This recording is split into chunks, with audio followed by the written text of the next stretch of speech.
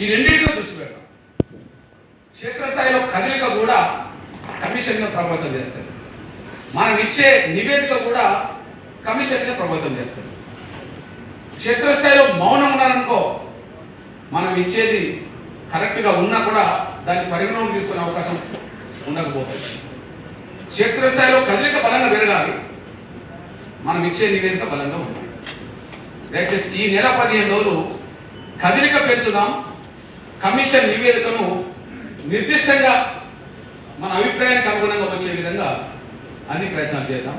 ఈ రెండింటిని దృష్టి పెట్టాలని కూడా విజ్ఞప్తి చేస్తున్నాం. దానికి క్రైస్తవ సమాజంలో ఎన్ని సంస్థలు ఎన్ని సంఘాలు ఉన్నాయో నాకు మొత్తం డీటెయిల్స్ తెలియదు, కానీ ఎన్ని సంస్థలు ఎన్ని సంఘాలు అవుతున్నాయో అది క్షేత్రస్థాయిలో పాస్టర్లు అంటారో, లేదా ఫాదర్లు అంటారో, లేదా ఇంకా పెద్దవాళ్ళను బిషప్లు అంటారో ఏమంటారో, కానీ ప్రతి చర్చి కాడ ఒక సంఘం కూడా ఉంటుంది. పెద్దల సంఘం అని, యూత్ అని సంఘం కూడా ఉంటుంది. పాస్టర్లని, ఫాదర్లని, బిషప్లని ఒక తాటి మీదకి వెంటనే తీసుకొచ్చే మార్గం ఉంటే అది వెంటనే చేద్దాం. వాళ్ళని ఆర్గనైజ్ చేస్తూనే ప్రతి చర్చిలో ఉన్నటువంటి సంఘాన్ని ఆర్గనైజ్ చేద్దాం. సంఘం పెద్దలు అయితే ఉంటారు కదా, సంఘం పెద్దలు, యూత్ ఇలా ఉంటారు కదా.